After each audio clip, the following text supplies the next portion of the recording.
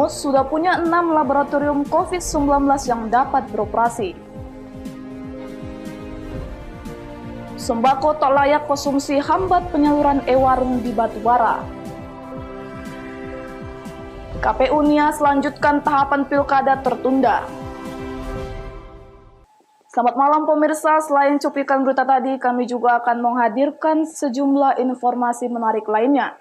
Bersama saya Kiki Nasution. Pemirsa, inilah Sumut hari ini malam selengkapnya.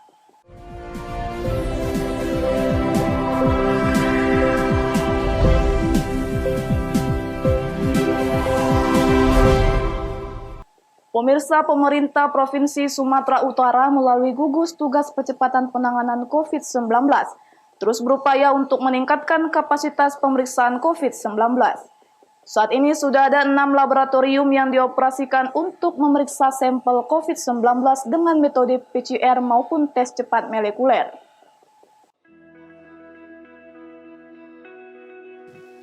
Gugus Tugas Percepatan Penanganan COVID-19 Sumatera Utara mengumumkan, sudah ada 6 laboratorium COVID-19 yang dapat melakukan tes sampel COVID-19. Laboratorium yang ada tersebut dioperasikan untuk memeriksa sampel swab COVID-19, baik dengan metode PCR maupun TCM atau tes cepat molekuler. Adapun 6 laboratorium tersebut terdapat di Rumah Sakit USU, Rumah Sakit Haji Adam Malik, Laboratorium Fakultas Mikrobiologi USU, dan Rumah Sakit Murni Teguh. Sementara 2 lainnya yakni Laboratorium Rumah Sakit Putri Hijau dan Rumah Sakit PHSC Pelindo 1 Belawan masih dalam tahap persiapan dan akan dioperasikan dalam waktu dekat. 6 laboratorium yang beroperasi tersebut sedikitnya mampu memeriksa atau menguji 600 spesimen setiap harinya. Dengan beroperasinya 6 laboratorium tersebut diharapkan bisa mendukung upaya tim medis dalam menegakkan diagnosa para pasien. Selain itu, pemerintah juga lebih mudah dalam memetakan penyebaran COVID-19 di Sumatera Utara, sekaligus sebagai salah satu acuan dalam menentukan kebijakan terkait penanganan masalah COVID-19 di daerah ini. Kami informasikan saudara-saudara sekalian, saat ini di Provinsi Sumatera Utara terdapat 6 laboratorium yang telah dapat melakukan tes sampel COVID-19 dengan menggunakan metode PCR ataupun TCM. Yang pertama adalah Laboratorium Rumah Sakit Universitas Sumatera Utara. Yang kedua, Laboratorium Rumah Sakit Umum Pusat Haji Adam Malik. Yang ketiga, Laboratorium Fakultas Kedokteran Mikrobiologi Universitas Sumatera Utara. Yang keempat, Laboratorium Rumah Sakit Murni Teguh. Yang kelima dan keenam masih dalam persiapan, yaitu Laboratorium Rumah Sakit Putri Hijau dan Laboratorium Rumah Sakit PHSC Pelindo Belawan. Saudara-saudara sekalian, dari semua laboratorium tersebut dapat melakukan pemeriksaan sampel lebih kurang 600 sampel setiap harinya. Hingga 16 Juni petang, gugus tugas mencatat kasus positif COVID-19 di Sumatera Utara sudah mencapai 957 orang. Sementara yang berhasil sembuh sebanyak 221 orang dan meninggal dunia sebanyak 67 orang. Pasien dalam pengawasan atau PDP mencapai 143 orang. Daniel Pekuali melaporkan untuk Eva Rina TV. Dalam rangka menyambut Hari Bayangkara ke-74, Polsek Kota Kisaran bersama tim relawan peduli COVID-19 melakukan penyemprotan disinfektan dan membagi 2.000 masker kepada pengguna jalan. Dalam mencegah virus corona, Polsek Kota Kisaran dan tim relawan peduli COVID-19 melakukan penyemprotan disinfektan di inti kota dan pasar tradisional di Kabupaten Asahan, Sumatera Utara. Bukan saja melakukan penyemprotan disinfektan, Polsek Kota Kisaran juga membagikan 2.000 masker kepada pengendara. Hal ini dilakukan untuk mengantisipasi penyebaran COVID-19 yang mewabah di mancanegara. Melakukan penyemprotan disinfektan di tempat-tempat umum guna mencegah perkembangan dari wabah COVID-19. Kegiatan ini akan berkesinambungan, berkelanjutan sehubungan dengan menyambut Hari Bayangkara ke-74. Diharapkan warga Kota Kisaran mematuhi peraturan dari pemerintah untuk menggunakan masker agar terhindar dari penyebaran COVID-19. Wanda Pratama melaporkan untuk Eva Rina TV. Dinas Kependudukan dan Catatan Sipil Kabupaten Simalungun telah menunjuk 10 zonasi kecamatan untuk melakukan perekaman KTP elektronik. Langkah ini dilakukan untuk memudahkan pelayanan masyarakat di tengah pandemi COVID-19 di masa memasuki penerapan new normal.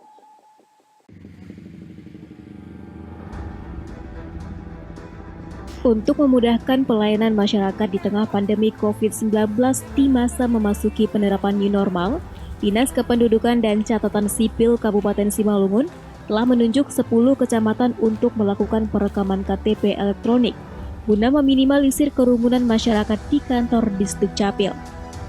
Adapun zonasi ke-10 kecamatan tersebut yakni Dolok Batunanggar, Tapian Dolok, Bandar, Bandar Masilam, Hatonduhan, Tanah Jawa, Jawa Maraja Bah Jambi, Panombean Pane, Pematang Bandar, dan Dolok Silau. Kecamatan ini dipilih untuk mengcover kecamatan lain yang lokasinya berada di zona kecamatan tersebut, sehingga memudahkan masyarakat dalam perekaman eKTP. Dalam proses perekaman, petugas maupun masyarakat diwajibkan harus tetap mematuhi protokol kesehatan. Dengan adanya pelayanan ini, masyarakat tidak perlu datang beramai-ramai ke kantor Disdukcapil untuk melakukan perekaman KTP elektronik.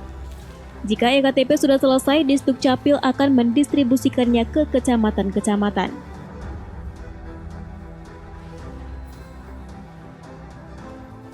Kalau kita bicara fenomena COVID-19, maka kan cara mengatasinya memutus mata rantai penularan corona itu dengan meminimalisir, memperkecil mobilisasi atau pergerakan warga. Lalu kita mengantisipasi warga kita kan dari 32 kecamatan itu sungguh jauh letak geografisnya. Nah, untuk membatasi mereka tidak semua datang ke Capil, maka sesuai dengan instruksi pimpinan kita Pak Bupati melalui Pak Sekda, maka kita tetapkan ada 10 destinasi atau zonasi perekaman yang ditambah dengan Capil.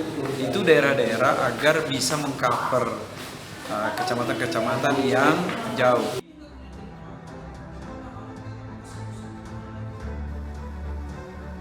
Disdukcapil Simalungun juga telah membuka pelayanan kepengurusan dokumen kependudukan melalui daring atau online di halaman website www.sihobas.online. Dan untuk layanan informasi, masyarakat bisa membuka di laman Facebook Dinas Kependudukan dan Pencatatan Sipil Kabupaten Simalungun.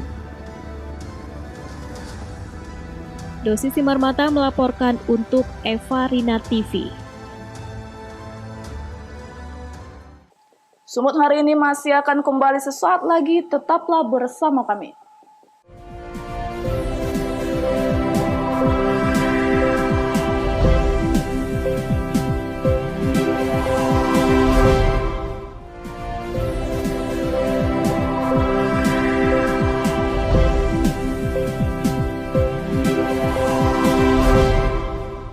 Terima kasih masih bersama kami. Pemirsa, sejumlah warung di Batubara, Sumatera Utara belum menyalurkan bantuan pangan non-tunai periode bulan Juni dari Kementerian Sosial kepada keluarga penerima manfaat, dikarenakan sebagian bahan pangan yang diterima dari pemasok dalam kondisi rusak.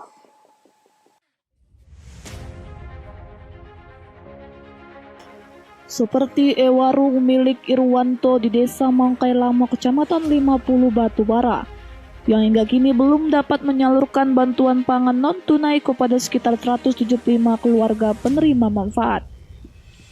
Sebelumnya, warung milik Irwanto sudah menerima kiriman bahan pangan dari pemasok berupa 15 kg beras, 13 butir telur, 3 ons kacang hijau, dan 2 buah labu jipang untuk masing-masing keluarga penerima manfaat.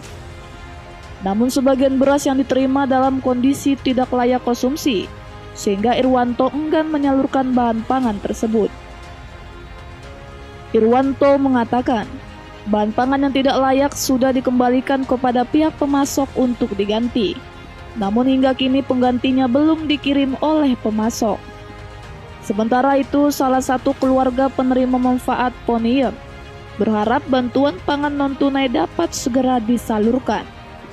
Pemerintah pusat melalui Kementerian Sosial saat ini telah menambah nominal bantuan pangan non-tunai dari Rp150.000 menjadi Rp200.000 per bulan untuk mengatasi dampak ekonomi warga selama pandemi COVID-19. Namun di lapangan masih terjadi carut-marut penyaluran seperti nominal bahan pangan yang diterima tidak sesuai dengan saldo di Kartu Keluarga Sejahtera dan adanya bahan pangan yang tidak layak konsumsi.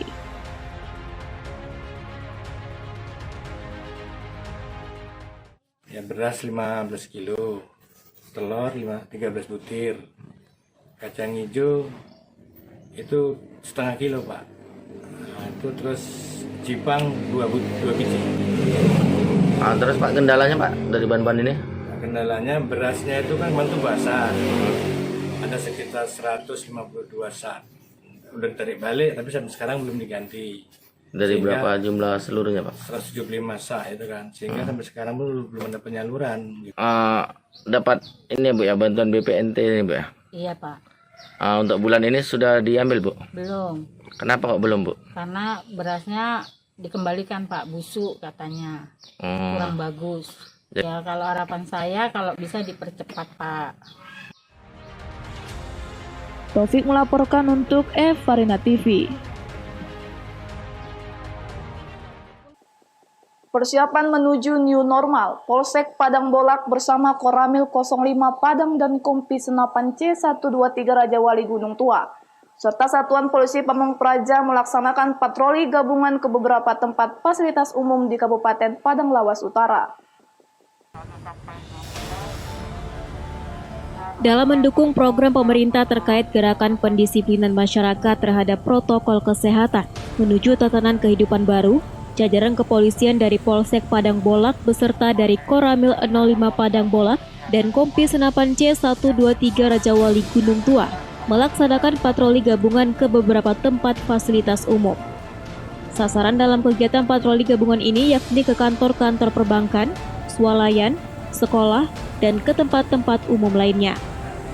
Kegiatan patroli gabungan ini dalam rangka mengedukasi dan mensosialisasikan kepada masyarakat bagaimana yang dimaksud dengan new normal serta mengimbau dan menekankan ke seluruh masyarakat agar mematuhi protokol kesehatan yang ditetapkan oleh pemerintah. Salah seorang polisi dari Polsek Padang Bolak menyampaikan, dalam persiapan menuju new normal ini, pihak kepolisian bersama Koramil 05 Padang Bolak serta pemerintah Kabupaten Padang Lawas Utara akan terus melakukan imbauan kepada masyarakat dalam menerapkan protokol kesehatan yang telah dianjurkan oleh pemerintah. Dari Polres Tabsel, Polsek Padang Bolak, beserta Koramil 05, itu juga dari Kompi Panci 123 Raja Wali, itu juga dari BNPB. Dalam rangka new normal ini, kami masih terus memberikan himbauan kepada masyarakat, khususnya masyarakat Padang Lawas Utara, tetap menjaga protokol kesehatan. Artinya, tetap menjaga disiplin dalam kegiatan sehari-hari, yang terutama apabila keluar dari rumah tetap memakai masker.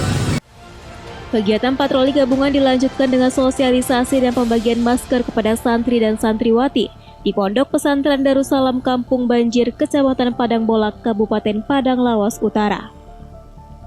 Arif Siregar melaporkan untuk Evarina TV. Motif peristiwa pembunuhan istri yang dilakukan oleh suaminya sendiri di Desa Selama Asahan pada 27 Mei 2020 lalu akhirnya terungkap. Tersangka mengaku nekat menghabisi nyawa istrinya hanya karena sang istri menolak berhubungan intim.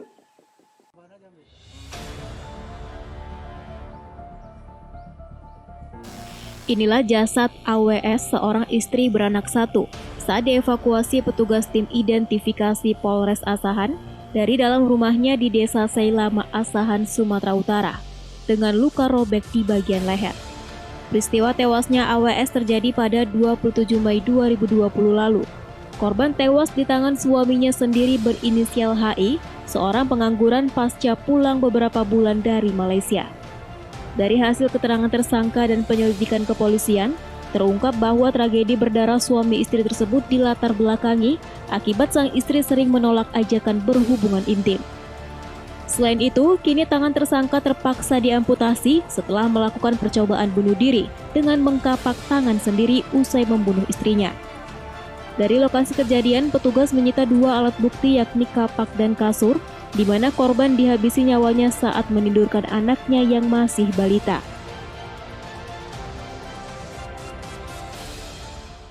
Jadi modus operandi ini karena pelaku sebagai suami ini sakit hati kepada istrinya, yang mana setiap meminta hubungan badan, istrinya menolak. Sehingga pelaku merasa sakit hati dan pada hari Selasa itu pelaku menghabisi korban dengan cara membunuh pakai kampak pada saat dia tidur bersama anaknya.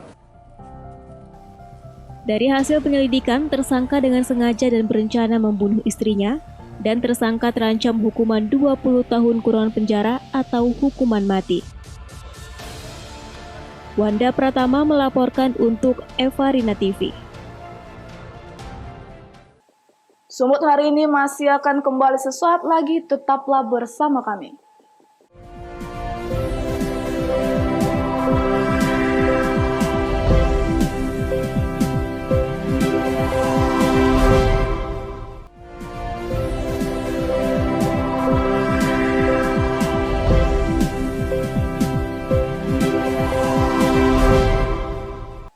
Terima kasih masih bersama kami. Tahapan pilkada yang sempat tertunda beberapa bulan akibat pandemi COVID-19 di Kabupaten Nias Utara, kini telah mulai dilanjutkan oleh Komisi Pemilihan Umum Kabupaten Nias Utara. Tahapan pemilihan kepala daerah di Kabupaten Nias Utara saat ini telah mulai dilanjutkan oleh KPU. Salah satunya pelantikan panitia pemungutan suara atau PPS yang sempat tertunda pada bulan Maret lalu akibat pandemi COVID-19. Kini PPS tersebut telah dilantik di masing-masing kecamatan di Kabupaten Nias Utara. Pelantikan PPS yang berjumlah 339 orang, terdiri dari 112 desa dan 1 kelurahan di Kabupaten Nias Utara. Pelantikan dilaksanakan selama 2 hari, yakni tanggal 14 hingga 15 Juni 2020 kemarin. Evorianus Hareva selaku Ketua Komisioner KPU Kabupaten Nias Utara menjelaskan, selain pelantikan PPS yang telah selesai dilaksanakan, maka pihaknya selanjutnya melakukan pembentukan panitia pemutakhiran data pemilih atau PPDB. Saat ini karena pandemi COVID-19 dan untuk mematuhi protokol kesehatan, maka jumlah badan pemilih di masing-masing TPS akan dikurangi dari jumlah maksimal 800 orang menjadi 500 orang. Menurut Evorianus, karena jumlah maksimal badan pemilih di setiap TPS akan dikurangi, maka jumlah TPS juga akan bertambah. Untuk di Kabupaten Nias Utara, yang sebelumnya berjumlah 276 TPS, maka akan bertambah menjadi 287 TPS. Termasuk TPS yang disediakan di rumah sakit. Dan kemungkinan petugas KPPS juga akan bertambah nantinya. Kita di Nias Utara sesuai dengan petunjuk dari KPU RI bahwa tahapan lanjutan Pilkada serentak 2020 ini akan dimulai tanggal 15 Juni. Kita di Nias Utara, kita sudah melaksanakan beberapa tahapan lanjutan itu. Yang pertama, kita sudah melakukan pelantikan PPS karena kemarin kita menunda pelantikannya pada bulan Maret dan kita sudah melaksanakan pada tanggal 13 dan 14 Juni kemarin. Yang mendesak ini pembentukan PPDB. Algomano Zega melaporkan untuk Eva Rina TV. Puluhan warung remang-remang bantaran sungai yang selama ini kerap meresahkan warga sekitar dibongkar paksa petugas gabungan yang sebelumnya telah memberikan surat peringatan. Pembongkaran diwarnai isak tangis histeris pemilik warung. Tangisan histeris pemilik warung bersama 2 orang anaknya ini pun tak menyurutkan petugas gabungan Forkompimda Batubara Pembongkaran dilakukan terhadap 24 warung remang-remang di bantaran sungai Desa Titipayung dan Desa Siparepare, Kecamatan Air Putih, Kabupaten Batubara. Satu persatu warung yang disinyalir tempat menjual minuman keras dan menempatkan wanita penghibur serta memiliki kamar untuk berbuat mesum ini dibongkar paksa oleh petugas yang sebelumnya telah berulang kali memberi surat peringatan. Pembongkaran warung remang-remang ini berdasarkan musyawarah unsur Forkompimda Batubara tentang laporan masyarakat di 2 desa yang resah atas keberadaan warung remang-remang yang kerap mengganggu ketentraman masyarakat sekitar.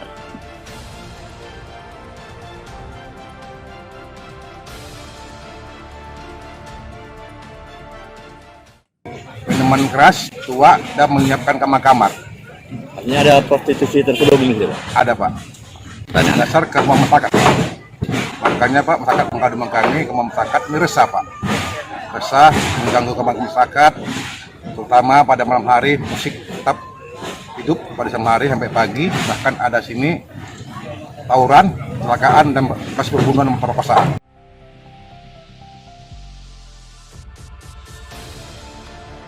Meski sempat terjadi adu mulut antara petugas dan penghuni warung, namun pembongkar warung remang-remang di bantaran sungai tersebut tetap terlaksana.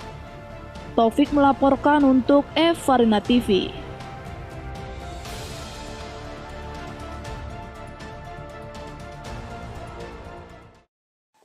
Pemirsa, demikianlah rangkaian informasi dalam Sumut hari ini malam ini. Saya Kiki Nasution mewakili kerabat kerja yang bertugas pamit undur diri. Terima kasih atas kebersamaannya dan sampai jumpa.